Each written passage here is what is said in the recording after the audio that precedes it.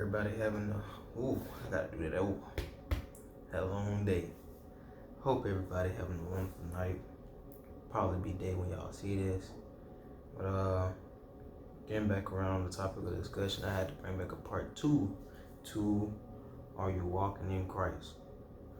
And just at the golf course today, I was thinking about a lot of stuff, and I just felt like God was really chastising me to just spread this message out and just doing some studying in the Bible and stuff like that. And it's not an easy one as well. It's kind of just tough, but it's just, kind of things to look out for when you actually trying to evaluate, are you walking in Christ or not? Because a lot of us, we truly would think that we are.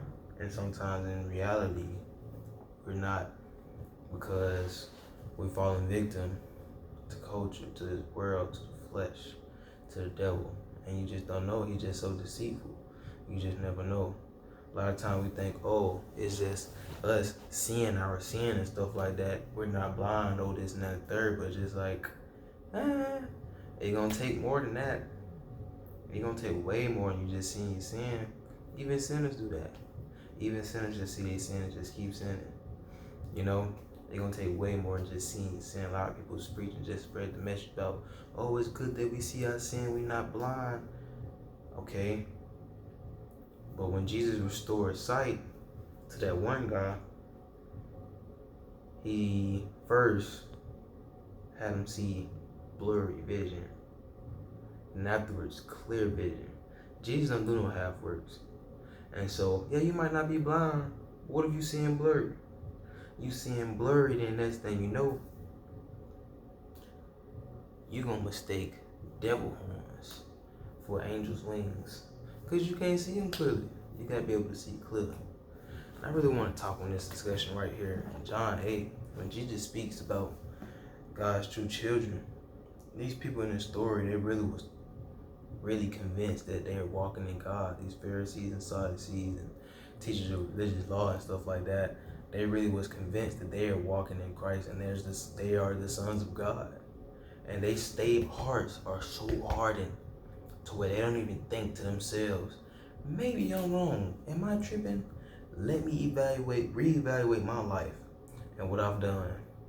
They don't do that. And a lot of them, they just really put on a lot of that for show anyway. That's why Jesus tells us, beware of the yeast of the Pharisees. But that sermon coming for another day. And hey, it's a hot one.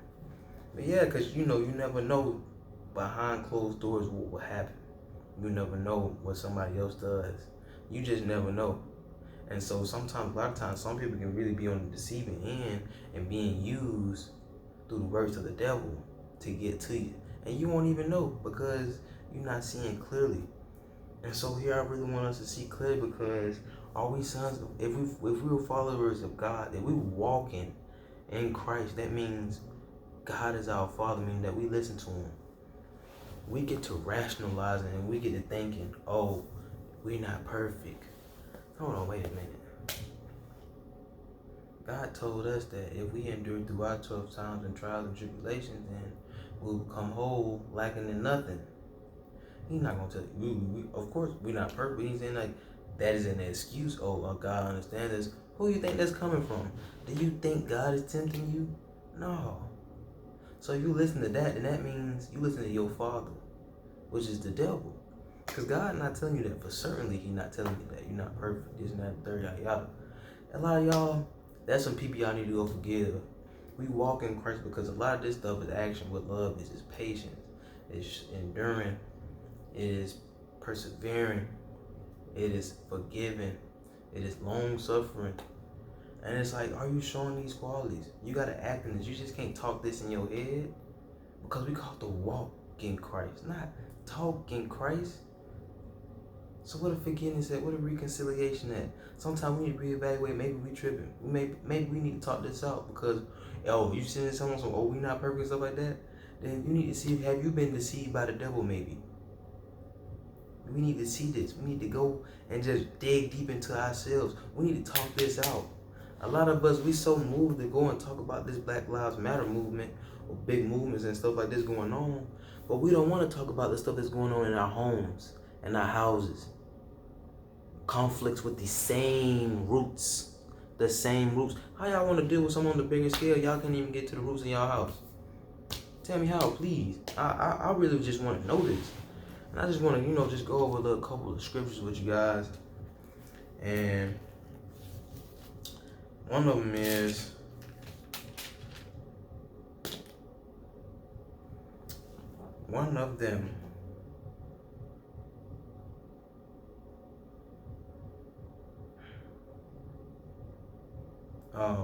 right here. In Luke 11, verse 34 and 30 through 36. Your eye is like a lamp that provides light for your body. When your eye is healthy, your whole body is filled with light. But when it is unhealthy, your body is filled with darkness. Make sure that the light you think you have is not actually darkness. If you are filled with light, with no dark corners, then your whole life will be radiant, as though a floodlight were filling you with light. We got to reevaluate ourselves in our Christian walk. We really have to, because we can't be confident in our ways and thinking we're doing something right. Because if we really are the light, then we can shed light to others. If not, then we shed in darkness to others. Because we reap what we sow. A lot of times we think, oh, it's just too hard in some situations just to walk in Christ. This is where we have to persevere. This is where we have to have patience. This is where we have to have long suffering. This is love. This is how we walk in Christ. Love your neighbor as yourself. This is how we do it. There ain't no other ways around this. No other ways. And it just upsets me, and it just gets me to the breaking point where just a lot of people, they don't just never want to forgive anybody. Think of the opposite of things of love, unforgiveness. If you're not walking in Christ and doing these things, you're going to complete opposite. And all these are hate. Hate. It's not called for the children of God to have hate. And I really want everybody to just sit there and just think on that. And let that meditate on your mind and soul right there. I ask that you all just pray for yourselves and pray for others and just really evaluate on this and listen to God for this. And I hope this really helped. Good night.